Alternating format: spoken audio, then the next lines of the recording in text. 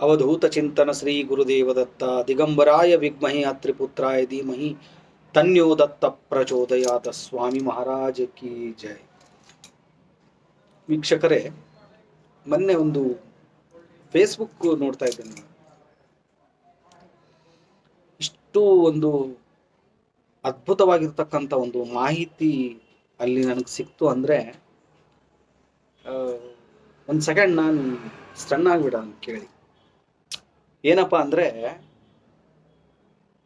ಒಂದು ನಂದೇ ಚಾನಲ್ ಅಲ್ಲ, ಯಾವುದೇ ಒಂದು ಗುರುವಿನ ಪರಂಪರೆಯಲ್ಲಿ ನೀವು ಬರೋದಾಗ್ಲಿ ಅಥವಾ ಗುರುವಿನ ಸೇವೆ, ಗುರುವಿನ ನಾಮಸ್ಮರಣೆ ನೀವು ಮಾಡಬೇಕು ಅನ್ನೋದೇ ಆದರೂ ಕೂಡ ಅದಕ್ಕೆ ಆ ಗುರುವಿನ ಕೃಪಾಶೀರ್ವಾದ ಇದ್ದರೆ ಮಾತ್ರ ಅದು ಸಾಧ್ಯ. ಇಲ್ಲ ಅಂದರೆ ಅದಾಗಲ್ಲ.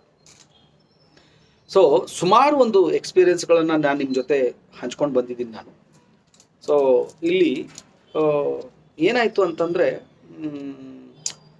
ನಾನು ಇವತ್ತು ಗುರುವಾರ, ಇವತ್ತಿನ ವಿಶೇಷತೆ ಹೇಳ್ಬಿಡ್ತೀನಿ ನಾನು. ಇಷ್ಟು ಸ್ವಾಮಿ ದಾರಿಯಲ್ಲಿ ನಾನು ಬಂದಿರ್ಬೋದು, ಎಷ್ಟೋ ಜನರ ಸಮಸ್ಯೆನ ಬಗೆಹರಿಸಿರ್ಬೋದು ಸ್ವಾಮಿ ಕೃಪಾಶೀರ್ವಾದದಿಂದ, ನನ್ನಿಂದ ಅಲ್ಲ. ಸೊ ಎಷ್ಟೋ ಅಪ್ ಡೌನ್ ಅಂದರೆ ಏಳು ಬೀಳುಗಳನ್ನ ನೋಡಿಕೊಂಡು ಬಂದು ಒಂದು ಸ್ವಾಮಿ ಸೇವೆಯಲ್ಲಿ ಇವತ್ತು ಕೂಡ ನಿಂತ್ಕೊಂಡಿದ್ದೀನಿ. ಆ ನಿಂತ್ಕೊಂಡಿದ್ದೀನಿ ಅನ್ನೋಕ್ಕಿಂತ ಮುಖ್ಯವಾಗಿ ನನ್ನನ್ನು ನಿಲ್ಲಿಸ್ಕೊಂಡಿರ್ತಕ್ಕಂಥ ಸ್ವಾಮಿ ಮಹಾರಾಜರಿಗೆ ಕೋಟಿ ನಮಸ್ಕಾರ. ಒಂದೇದು.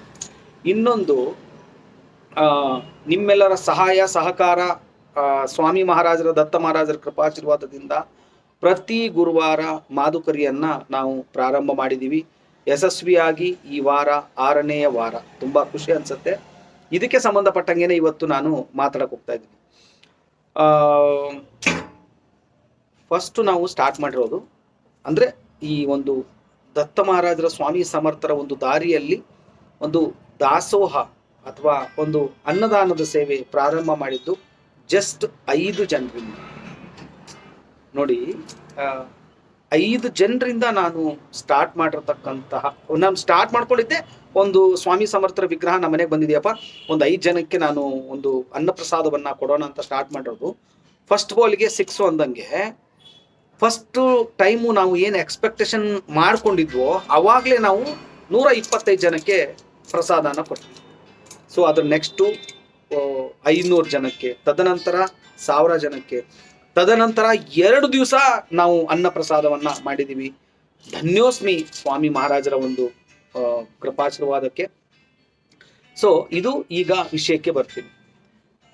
ಪ್ರತಿ ಒಂದು ಗುರುಪೂರ್ಣಿಮೆ ಸ್ಟಾರ್ಟ್ ಆಗಿರುವಂಥದ್ದು, ನೆಕ್ಸ್ಟು ದತ್ತ ಜಯಂತಿಗೆ ಒಂದು ಕಂಟಿನ್ಯೂ ಆಯಿತು. ಮೊನ್ನೆ ದತ್ತ ಜಯಂತಿ ಮಾಡಿದ್ವಿ. ತದನಂತರ ಪ್ರತಿ ಗುರುವಾರ ಮಾಡಬೇಕು ಅಂತ ಡಿಸೈಡ್ ಆಯಿತು. ಪ್ರತಿ ಗುರುವಾರ ಒಂದು 20 ಜನರಿಗೆ ಸ್ಟಾರ್ಟ್ ಆಗಿರ್ತಕ್ಕಂಥ ಅನ್ನದಾನ ಇವತ್ತಿನ ದಿನ 50 ಜನಕ್ಕೆ ಸಕ್ಸಸ್ಫುಲ್ ಆಗಿ ಇವತ್ತಿನ ದಿನ ಒಂದು ಪ್ರಸಾದ ಡಿಸ್ಟ್ರಿಬ್ಯೂಟ್ ಆಗಿದೆ. ನೋಡಿ ಎಷ್ಟು ಒಂದು ಸೂಕ್ಷ್ಮತೆ ಇದರಲ್ಲಿ ಅಂತಂದ್ರೆ, ನಾವು ಮಾಡ್ತೀವಂದ್ರೆ ಇದಾಗಲ್ಲ. ನಮ್ಮನ್ನ ಆರಿಸ್ಕೊಂಡು ಈ ಕೆಲಸವನ್ನ ನಮ್ಮಿಂದ ಮಾಡಿಸ್ಕೊತಾ ಇದಾರಲ್ಲ, ಅವರಿಗೆ ಕೋಟಿ ನಮಸ್ಕಾರ. ಒಂದು. ಇನ್ನೊಂದು ಏನಪ್ಪಾ ಅಂತಂದ್ರೆ, ಏನೂ ಇರಲಿಲ್ಲ ನನಗೆ ಸ್ಟಾರ್ಟಿಂಗು. ನಾನು ಇವತ್ತು ಒಂದು ಪ್ರಸಾದ ಸೇವೆಯನ್ನು ಮುಗಿಸ್ಕೊಂಡು ಬ್ಯಾಗ್ ಹಿಡ್ಕೊಂಡು ಬರ್ತಾ ಇದ್ದೆ. ಒಂದು ಸೆಕೆಂಡ್ ಕಣ್ಣಲ್ಲಿ ನೀರು ಹೋಗುತ್ತೆ ನನಗೆ. ಯಾಕಂದರೆ ಸ್ವಾಮಿಯ ಸೇವೆ, ಸ್ವಾಮಿಯ ದಾರಿಯಲ್ಲಿ ಬರುವುದಕ್ಕಿಂತ ಮುಂಚೆ ಡಿಪೋ ಅಕ್ಕಿ ಅಂದರೆ ಈ ಗೌರ್ಮೆಂಟ್ನವರು ರೇಷನ್ ಕೊಡ್ತಾರೆ 10 ರೂಪಾಯಿ kg. ಅದು ನಾನು ಸ್ಟಾರ್ಟಿಂಗ್ ಬಂದಾಗ ಹೊರಗಡೆ ತಗೊಂಡಾಗ 10 ರೂಪಾಯಿ kg ಅಕ್ಕಿ ಕೂಡ ನಾನು ಸಾಲದ ರೂಪವಾಗಿ ಕೇಳಿದ್ರು ಕೂಡ ಆ 10 ರೂಪಾಯಿ kg ಅಕ್ಕಿನೂ ನನಗೆ ಸಿಕ್ಕಿರಲಿಲ್ಲ. ನಾನು ಅನುಭವಿಸ್ತಿರ್ತಕ್ಕಂಥ ಕಠಿಣ ದಿನಗಳ ಒಂದು ನಿಮಗೆ ಸ್ಟೋರಿ ಹೇಳ್ತಾ ಇರೋದು. ನಾನು ಅದನ್ನೇ ಯೋಚನೆ ಮಾಡ್ಕೊಂಡು ಬಂದೆ. ಅವತ್ತು ನನ್ನ ಪರಿಸ್ಥಿತಿ ಹೆಂಗಿತ್ತು, ನನಗಷ್ಟು ಕಷ್ಟ ಇತ್ತು. ಬಟ್ ಇವತ್ತು ನಾನು ಹೊಟ್ಟೆ ತುಂಬ ಊಟ ಮಾಡಿ ಸ್ವಾಮಿಯ ಸೇವೆ ಮಾಡಿಕೊಂಡು ಮತ್ತೊಬ್ಬರಿಗೆ ಒಂದು ಪ್ರಸಾದದ ರೂಪದಲ್ಲಿ ನಾನು ಊಟವನ್ನು ಬಡಿಸುವಂಥ ಮಹಾನ್ ಕಾರ್ಯಕ್ಕೆ ನನ್ನನ್ನು ಆರಿಸ್ಕೊಂಡಿದ್ದಾರೆ ಭಗವಂತ. ಅವರ ಸೇವೆಯನ್ನು ಬೆಳಗಿನ ಜಾವ 3:30 ಎದ್ದು ನನ್ನ ಕೈಯಿಂದ ಮಾಡಿಸ್ಕೊತಾ ಇದ್ದಾರೆ. ಪ್ರತಿ ದಿವಸ ಈ ಕೈಗಳಿಂದ ದತ್ತ ಮಹಾರಾಜರಿಗೆ ಸ್ನಾನ ಮಾಡಿಸಿ ಅವರಿಗೆ ಊಟ ಮಾಡಿಸುವಂಥ ಭಾಗ್ಯ. ಇದು ಅದನ್ನೇ ಹೇಳ್ತಾ ಇರೋದು ನಾನು. ಅವರು ನಿಮ್ಮನ್ನ ಆರಿಸ್ಕೋಬೇಕು. ಹೆಂಗಂದ್ರೆ ಗುರುಗಳು ಇವನು ನನ್ನ ಭಕ್ತನಾಗ್ಲಿ ಅಂತ ಗುರುಗಳು ನಮ್ಮನ್ನ ಆರಿಸ್ಕೊಂಡಾಗ ಮಾತ್ರ ಈ ಸೇವೆ ಸಾಧ್ಯ. ಸೊ ನಾನು ಜಸ್ಟ್ ಹಂಗೆ ಲೆಕ್ಕ ಹಾಕೊಂಡು ಬಂದೆ. ನಾನು ಏನಪ್ಪ ಲೆಕ್ಕ ಅಂದ್ರೆ, ಒಂದು ವಾರಕ್ಕೆ ನಾವು ಸ್ಟಾರ್ಟ್ ಮಾಡಿರೋದು ನೋಡಿ, ಇದು ಎಷ್ಟು ಕ್ಯೂರಿಯಾಸಿಟಿ ಇದೆ ಅಂದ್ರೆ, ನಾವು ಸ್ಟಾರ್ಟ್ ಮಾಡಿರೋದು 5 ಜನಕ್ಕೆ. 1ನೇ ವರ್ಷದಲ್ಲಿ ನಾವು 125 ಜನಕ್ಕೆ ಪ್ರಸಾದವನ್ನ ಪ್ರಾರಂಭ ಮಾಡಿದ್ವಿ. ತದನಂತರ ನೆಕ್ಸ್ಟ್ ಇಯರು 500 ಜನಕ್ಕೆ, ತದನಂತರ 1000 ಜನಕ್ಕೆ, ತದನಂತರ ನೆಕ್ಸ್ಟ್ 2 ದಿವಸ ಒಂದು ಪ್ರಸಾದವನ್ನ ಮಾಡಿಸಿದ್ವಿ. ಇವಾಗ ದತ್ತ ಮಹಾರಾಜರ ಸ್ವಾಮಿ ಸಮರ್ಥರ ಒಂದು ಕೃಪಾಶೀರ್ವಾದದಿಂದ ಪ್ರತಿ ಗುರುವಾರ ಒಂದು ಅನ್ನದಾನದ ಸೇವೆ ನಿಮ್ಮೆಲ್ಲರ ಸಹಾಯ ಸಹಕಾರದಿಂದ ನಡೀತಾ ಇದೆ. ಇಲ್ಲಿ ನಿಮಗೆ ಯಾಕೆ ಇದನ್ನು ಒತ್ತಿ ಹೇಳ್ತಾ ಇದ್ದೀನಿ ಅಂತಂದ್ರೆ, ಒಂದು ವಾರಕ್ಕೆ 50 ಜನಕ್ಕೆ ನಾವು ಒಂದು ಅನ್ನದ ಒಂದು ಪ್ರಸಾದದ ಕಾರ್ಯಕ್ರಮ ಇಟ್ಕೊಂಡಾಗ ಅಲ್ಲಿ ಹೆಂಗ್ ಅನ್ಸುತ್ತೆ ಅಂದ್ರೆ, ಅದು ಕ್ಷಮೆ ಇರಲಿ, ಸೆಂಟ್ರಲ್ಲಿ ಕಾಲ್ಸ್ ಬಂದಾಗ ಸ್ವಲ್ಪ ಪ್ರಾಬ್ಲಮ್ ಆಗುತ್ತೆ. ಸೊ 50 ಜನ ಪ್ರತಿ ಗುರುವಾರ ಅಂದರೆ ತಿಂಗಳಿಗೆ 200 ಜನ ಆಯಿತು. ತಿಂಗಳಿಗೆ 200 ಜನ ಅಂತಂದರೆ ಸೊ 12 ತಿಂಗಳಿಗೆ 2,500 3,000 ಜನ ಆಗುತ್ತೆ. ಸೊ ಇಷ್ಟೆಲ್ಲ ನನಗೆ ಯಾಕೆ ನಿಮಗೆ ಇದನ್ನು ಹೇಳ್ತಾ ಇದ್ದೀನಿ ಅಂದರೆ, ಝೀರೋ ಇದ್ದಿರತಕ್ಕಂಥ ಮನುಷ್ಯ ಆ ಭಗವಂತ ಇದನ್ನ ಮೂವಿಂಗ್ ಮಾಡಿಕೊಂಡು ತಗೊಂಡು ಹೋಗ್ತಾ ಇದ್ದಾನಲ್ಲ ರೀ. ಎಷ್ಟು ಬೇರೆದವ್ರಿಗೆ ಹೆಂಗೆ ಅನ್ಸುತ್ತೋ ಐ ಡೋಂಟ್ ಕೇರ್, ನಾನು ಅದ್ರ ಬಗ್ಗೆ ತಲೆ ಕಟ್ಸ್ಕೊಳ್ಳಲ್ಲ. ಬಟ್ ಎಲ್ಲೋ ತುಂಬ ಖುಷಿ ಅನಿಸುತ್ತೆ. ಎಷ್ಟರ ಮಟ್ಟಿಗೆ ಹೇಳ್ಬೋದು ಅಂದರೆ, ಒಂದು ಹಸಿದ ಹೊಟ್ಟೆಗಳಿಗೆ ನಾವು ಒಂದು ತುತ್ತು ಅನ್ನ ಹಾಕ್ತೀವಲ್ಲ, ಇಟ್ಸ್ ಅ ಗ್ರೇಟ್ ಜಾಬ್ ಅದು ಒಂದು ಲೆಕ್ಕದಲ್ಲಿ. ಸೊ ಇದಕ್ಕೆ ಸಹಾಯ ಮಾಡ್ತಾ ಇರ್ತಕ್ಕಂಥ ತಮಗೆಲ್ಲರಿಗೂ ಕೋಟಿ ಕೋಟಿ ನಮಸ್ಕಾರ. ಯಾಕಂದರೆ ಇದು ನನ್ನ ಒಬ್ಬನಿಂದ ಸಾಧ್ಯ ಇಲ್ಲ. ಮತ್ತು 1ನೇ ವಾರ ಮಾತ್ರ ನಾನು ಈ ಒಂದು ಸೇವೆಯನ್ನು ನಾನು ಮಾಡಿದ್ದು. ನೆಕ್ಸ್ಟ್ ಗುರುವಾರ ಎಲ್ಲವೂ ಭಕ್ತಾದಿಗಳೇನೆ ಮಾಡಿಸಿರೋದು. ನಿಮ್ಮೆಲ್ಲರ ಸಹಾಯ ಸಹಕಾರ ಪ್ರೀತಿ ವಿಶ್ವಾಸಕ್ಕೆ ನಾನು ಸದೈವ ಚಿರಋಣಿ. ಸೊ ಯಶಸ್ವಿಯಾಗಿ 7ನೇ ಗುರುವಾರ ಒಂದು ಈ ದಾಸೋಹದ ಕಾರ್ಯಕ್ರಮ ಮಾಡಿ ಮುಗಿಸಿ ಆಗಿದೆ. ಮಹಾಮಂಗಳಾರತಿ ಮಾಡಿ ಆಗಿದೆ. ದತ್ತ ಮಹಾರಾಜರು ಸ್ವಾಮಿ ಸಮರ್ಥರು ಈ ಒಂದು ಪ್ರಸಾದದ ಕಾರ್ಯಕ್ರಮ ಯಶಸ್ವಿಯಾಗಿ ಮುಂದೆ ಸಾಕೊಂಡು ಹೋಗ್ಲಿ. ನೋಡಿ, ಸೊ ಇಷ್ಟೆಲ್ಲ ಆದಮೇಲೆ ಯೋಗ ಯೋಗ್ಯತೆ. ಇಲ್ಲಿ ಯಾರೋ 100 ರೂಪಾಯಿ ಅನ್ನದಾನಕ್ಕೆ ಹಾಕಬೇಕು ಅಂದ್ರೂ ಕೂಡ ಅವ್ರ ಮನಸ್ಸಲ್ಲಿ ಆ ಭಾವನೆ ಬರಬೇಕು. ಒಂದು ಸ್ವಾಮಿ ಮಹಾರಾಜರು ಆ ದುಡ್ಡನ್ನು ಸ್ವೀಕಾರ ಮಾಡಬೇಕು. 2 ಆ ಪುಣ್ಯ ಅವ್ರಿಗಿರ್ಬೇಕು. 3 ವಾಪಸ್ಸು ಯೋಗ ಯೋಗ್ಯತೆ. ಇವು 5 ವಸ್ತುಗಳಿದ್ರೆ ಮಾತ್ರನೇ ಅಂತ ಮೈಂಡ್ ಸೆಟ್ ಬರುತ್ತೆ. ಇಲ್ಲ ಅಂದ್ರೆ ಅದು ಬರಲ್ಲ. ಕೋಟಿ ಗಟ್ಲೆ ದುಡ್ಡಿರುತ್ತೆ, 10 ರೂಪಾಯಿ 70 ಚಲ. ನಾನು ನನ್ನ ಕಣ್ಣಾರೆ ನೋಡಿರೋದು ಇದೆಲ್ಲ, ನಾನು ನನ್ನ ಕಣ್ಣಾರೆ ನೋಡಿರೋದು. ಸೊ ಯಾಕಂದ್ರೆ ಬೆಂಗಳೂರಲ್ಲಿ ನಗು ಬರುತ್ತೆ ನನಗೆ. ಕೋಟಿ ನನಗನ್ಸಿದ ಮಟ್ಟಿಗೆ ಹೆಚ್ಚು ಕಡಿಮೆ ಅವನಿಗೆ ಬಾಡಿಗೆನೇ ನನಗೆ 1.25 ಲಕ್ಷ ಬಾಡಿಗೆ ಬರುತ್ತೆ ಆ ಮನುಷ್ಯನಿಗೆ. ಫಸ್ಟ್ ವರ್ಷ ನಾವು ಒಂದು ಪುಸ್ತಕವನ್ನು ತಗೊಂಡು ಅವ್ರ ಹತ್ರ ಹೋದಾಗ 11 ರೂಪಾಯಿ ಕೊಟ್ಟಿದ್ದ ಆ ಮನುಷ್ಯ. ಇಲ್ಲಿ ಅಂದ್ರೆ ಅವನ ಯೋಗ್ಯತೆ ಅಷ್ಟೇ ಇದೆ. 11 ರೂಪಾಯಿದು ಯಾಕೆ ಕೊಟ್ಟ ಅಂದ್ರೆ, ಸಂತೋಷ ಪರಿಚಯಸ್ಥ ಹುಡುಗನಪ್ಪ, ಏನೋ ಬಂದಿದ್ದಾನೆ ಕೇಳ್ಕೊಂಡು ಕೊಡಬೇಕು ಅನ್ನೋ ಕಾನ್ಸೆಪ್ಟ್ ಇಟ್ಕೊಂಡು ಕೊಟ್ಟರೋದು 11 ರೂಪಾಯಿ. ಬಟ್ ನೋಡಿ, ಅವನು ಇದು ಕಾರ್ಯಕ್ರಮ ಮುಗೀತು. ಈ ಕಾರ್ಯಕ್ರಮ ಮುಗೀತು. ಕಾರ್ಯಕ್ರಮ ಮುಗಿದ ಮೇಲೆ ಅವರ ಅಂದ್ರೆ ನಮ್ಮ ಒಂದು ಪಾರಾಯಣದ ನಮ್ಮ ಒಂದು ಗುರುಪೂರ್ಣಿಮೆ ಕಾರ್ಯಕ್ರಮ ಮುಗಿಯುತ್ತೆ. ಗುರುಪೂರ್ಣಿಮೆ ಕಾರ್ಯಕ್ರಮ ಮುಗಿದ ನಂತರ ಒಂದು 6 ಮಂತಿಗೆ ಅವ್ರ ಮಗಳ ಮದುವೆ ಫಿಕ್ಸ್ ಆಗುತ್ತೆ. ಹುಡುಗಿ ಇರೋದು ಅಮೇರಿಕಾದಲ್ಲಿ, ವೆಲ್ ಸೆಟಲ್ಡ್. ಏನ್ ಹಿಂಗ್ ಚಿಟಿಕೆ ಹೊಡೆದ್ರೆ ಎಲ್ಲ ಬಂದಿಲ್ಲತ್ತೆ. ಅಷ್ಟು ಕೋಟಿಗಟ್ಟಲೆ ಇರ್ತಕ್ಕಂಥ ಮನುಷ್ಯ ಸಿಕ್ಕಾಪಟ್ಟೆ ಅಡುಗೆ ಮಾಡಿಸ್ತಾ, ಎಷ್ಟು ವೆರೈಟಿ ಅಂದ್ರೆ ನಾವು ಊಹಿಸ್ಕೊಳ್ಳೋಕ್ಕೂ ಆಗಲ್ಲ. ನಾನು ಕೂಡ ಹೋಗಿದ್ದೆ ಆ ಮದುವೆಗೆ.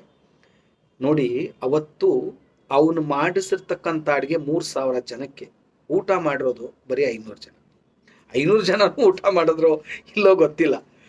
ನಾನು ನನ್ನ ಕಣ್ಣಿಂದ ನೋಡಿರ್ತಕ್ಕಂಥ ಘಟನೆ ಇದು. ಅಂದ್ರೆ ಸಿಕ್ಕಾಪಟ್ಟೆ ಮಳೆ ಬಂದ್ಬಿಡ್ತಾವತ್ತು. ಬೆಂಗಳೂರು ಪ್ಯಾಲೇಸ್ ಗ್ರೌಂಡ್ ಅಲ್ಲಿ ಮದುವೆ ಮಾಡಬೇಕು ಅಂತಂದ್ರೆ ಅದಕ್ಕೆ ತುಂಬಾ ಮೀಟರ್ ಬೇಕು. ಪ್ಯಾಲೇಸ್ ಗ್ರೌಂಡ್ ಅಲ್ಲಿ ಅದ್ರ ಬಾಡಿಗೆ ಕೇಳಿದ್ರೆ ಭಯ ಆಗುತ್ತೆ. ಅಂತಹದು ಮಾಡಿರ್ತಕ್ಕಂಥ ಅಡಿಗೆ ಸಂಪೂರ್ಣವಾಗಿ ವೇಸ್ಟ್ ಆಗುತ್ತೆ ನೋಡಿ. ಅದೇ ನಾನು ಹೇಳ್ತಾ ಇರೋದು, ಇವತ್ತು ನನಗೆ ಏನು ಸ್ಯಾಟಿಸ್ಫೈಡ್ ಆಗಿದೆ ಅಂದರೆ 50 ಜನರದ್ದು ಪ್ಯಾಕೆಟ್ ತೊಗೊಂಡು ಹೋಗಿದ್ದೀನಿ ನಾನು. ವಾಪಸ್ ಬರೋವಾಗ ನನ್ನ ಮನೆಗೆ ಒಂದು ಪ್ಯಾಕೆಟ್ ಇಲ್ಲ.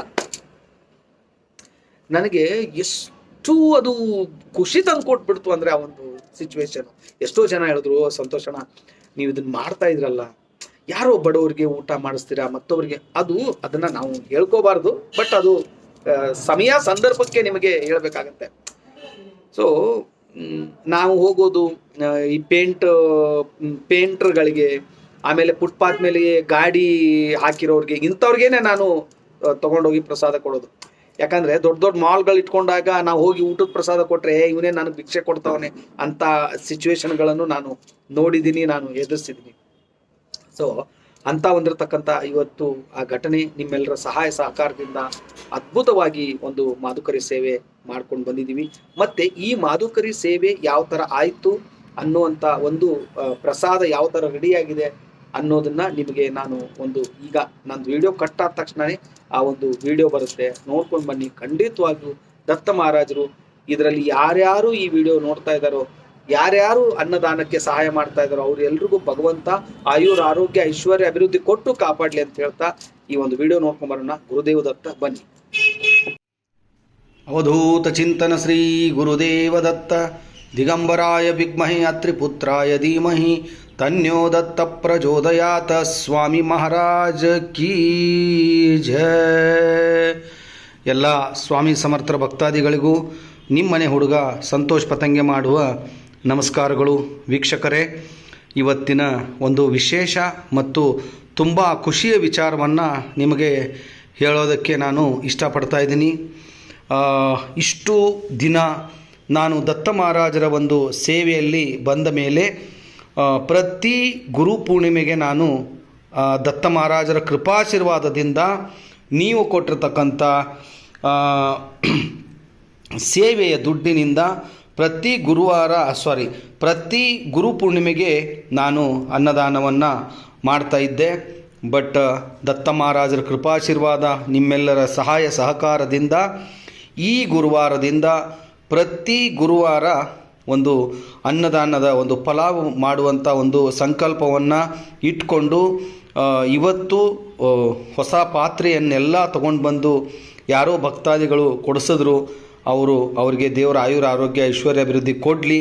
ಮತ್ತು ಇವತ್ತಿನ ದಿನ ಪ್ರಪ್ರಥಮವಾಗಿ ದತ್ತ ಮಹಾರಾಜರ ಒಂದು ಕೇಸರ ನೀರನ್ನು ಈ ಪಾತ್ರೆಯಲ್ಲಿ ಹಾಕಿದ್ದೀವಿ.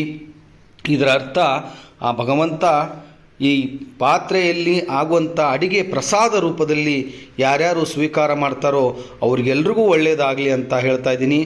ಮತ್ತು ಇದರ ಮುಂದೇನು ಅನ್ನವನ್ನು ರೆಡಿ ಮಾಡಿರ್ತಕ್ಕಂಥ ಪ್ರತಿಯೊಂದು ವಿಡಿಯೋ ಕೂಡ ನೀವು ನೋಡಿ ಆನಂದಿಸಿ ಅಂತ ಹೇಳ್ತಾ ಇದ್ದೀನಿ. ಗುರುದೇವ ದತ್ತ. ಅವಧೂತ ಚಿಂತನ ಶ್ರೀ ಗುರುದೇವ ದತ್ತ ದಿಗಂಬರಾಯ ವಿದ್ಮಹೇ ಅತ್ರಿಪುತ್ರಾಯ ಧೀಮಹಿ ತನ್ಯೋ ದತ್ತ ಪ್ರಚೋದಯಾತ. ಭಕ್ತಾದಿಗಳೇ, ನಿಮ್ಮೆಲ್ಲರ ಸಹಾಯ ಸಹಕಾರ, ದತ್ತ ಮಹಾರಾಜರ ಆಶೀರ್ವಾದ, ಇವತ್ತಿನ ಒಂದು ಅದ್ಭುತವಾಗಿರತಕ್ಕಂಥ ಈ ಮಾದುಕರಿ ಸೇವೆಯನ್ನು ಇವತ್ತು ವಿಶೇಷವಾಗಿ ಪ್ರಾರಂಭಿಸ್ತಾ ಇದ್ದೀವಿ. ಈ ಒಂದು ದತ್ತ ಮಹಾರಾಜರ ಮುಂದೆ ಈ ಒಂದು ಅನ್ನ ಪ್ರಸಾದವನ್ನು ಪ್ರಾರಂಭ ಮಾಡಿ ಈ ಥರ ಪ್ಯಾಕೆಟ್ಗಳನ್ನು ಮಾಡಿ ಡಿಸ್ಟ್ರಿಬ್ಯೂಟ್ ಮಾಡುವಂಥ ಒಂದು ಕೆಲಸವನ್ನು ದತ್ತ ಮಹಾರಾಜರ ಕೃಪಾಶೀರ್ವಾದದಿಂದ ಮಾಡ್ತಾಯಿದ್ದೀವಿ. ಅವಧೂತ ಚಿಂತನ ಶ್ರೀ ಗುರುದೇವ ದತ್ತ. ಎಲ್ರಿಗೂ ಒಳ್ಳೆಯದಾಗಲಿ. ಈ ಒಂದು ಮಾದುಕರಿ ಸೇವೆಗೆ ಸಹಾಯ ಮಾಡಿರ್ತಕ್ಕಂಥ ಎಲ್ಲ ಭಕ್ತಾದಿಗಳಿಗೂ ಆ ದತ್ತ ಮಹಾರಾಜರು ಆಯುರ್ ಆರೋಗ್ಯ ಐಶ್ವರ್ಯ ಅಭಿವೃದ್ಧಿ ಕೊಟ್ಟು ಕಾಪಾಡಲಿ ಅಂತ ಹೇಳ್ತಾ, ಸೊ ಇವತ್ತು ಇಷ್ಟು ಹೇಳಿ ಇಲ್ಲಿಗೆ ಈ ಒಂದು ವಿಡಿಯೋ ಮುಗಿಸ್ತಾ ಇದ್ದೀನಿ. ಗುರುದೇವ ದತ್ತ.